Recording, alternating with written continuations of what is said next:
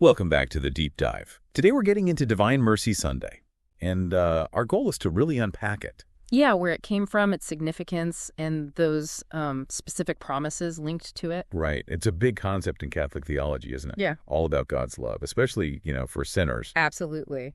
And its placement is key the Sunday right after Easter. Highlighting the connection to the Paschal Mystery, the death and resurrection. Exactly. It shows mercy flowing from that. And, while the devotion is older, the official feast day is actually quite recent. Oh, yeah.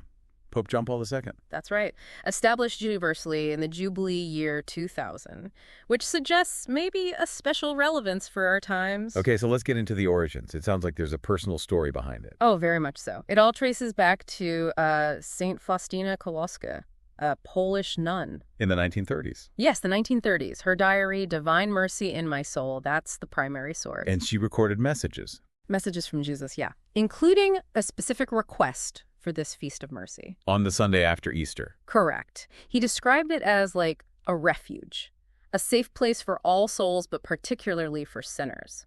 So it wasn't just her idea that spread organically. Other people helped. Definitely. Her spiritual directors, Father Sapako and Father Endres, were crucial early on. Okay. And later, the Marian fathers really championed the message, but ultimately it was Pope St. John Paul II. Who had a personal connection to it, I read. A deep connection. He officially instituted the feast during St. Faustina's canonization ceremony, April 30th, 2000. Wow. Tell us a bit more about St. Faustina herself. She sounds central to all this. Absolutely essential. Born Helena Kowalska in Poland, 1905. Humble background, very devout family. And she joined religious life. Yes. The Congregation of the Sisters of Our Lady of Mercy in 1925 became Sister Mary Faustina, lived a very simple, hidden life outwardly. But inwardly. Profound mystical experiences, visions of Jesus, conversations.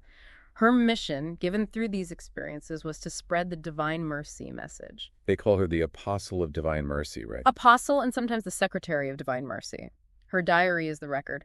Pope Benedict XVI even highlighted its importance. Let's talk about the image. Yeah. It's probably the most recognized part of the devotion. It is, and the image itself came from a vision. Jesus asked her to have it painted just as she saw him. So, the white garment, the blessing hand. Right hand raised in blessing, left hand over his heart. And the rays, of course. The red and the pale rays, what do they signify? Jesus explained them himself. The pale ray is water symbolizing baptism, confession, the cleansing sacraments. Yeah. And the red ray is blood symbolizing the Eucharist, the life of souls, both flowing from his heart, pierced on the cross. It's incredibly rich symbolism. It is. And notice his gaze. It's compassionate. And his foot is slightly forward, like he's coming towards us. And the words at the bottom, Jesus, I trust in you. Jezu ufam tobie, in Polish. That's the absolute core. Trust. Now, tied into this, especially on the feast day itself, are some pretty extraordinary promises, particularly around Holy Communion. Yes, this is huge. Jesus told St. Faustina that anyone who goes to confession, Before or on the day. yes, in preparation or on the day itself, and then receives Holy Communion in a state of grace on Divine Mercy Sunday. What happens? They receive complete forgiveness of sins and punishment. Complete. Wow, that sounds immense, like a total reset. Some theologians liken it to a second baptism. It's considered in some ways even greater than a plenary indulgence because it specifically remits the sins themselves too, not just the punishment. Is there a catch?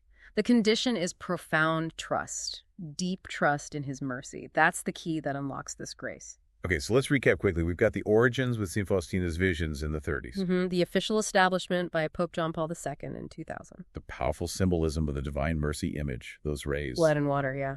And this incredible promise tied to confession and communion on the feast day itself. Yeah. Complete forgiveness. All stemming from and requiring trust in Jesus. It really brings it all together. That phrase, Jesus, I trust in you. It's not just words on an image. Not at all. It's the foundation, which kind of leaves us a final thought for you listening. Go on. If this offer of mercy is so vast, so complete, how might really embracing that message, that trust, change things for you personally, especially when you think about, our own weaknesses, our own need for reconciliation and a fresh start, something to reflect on?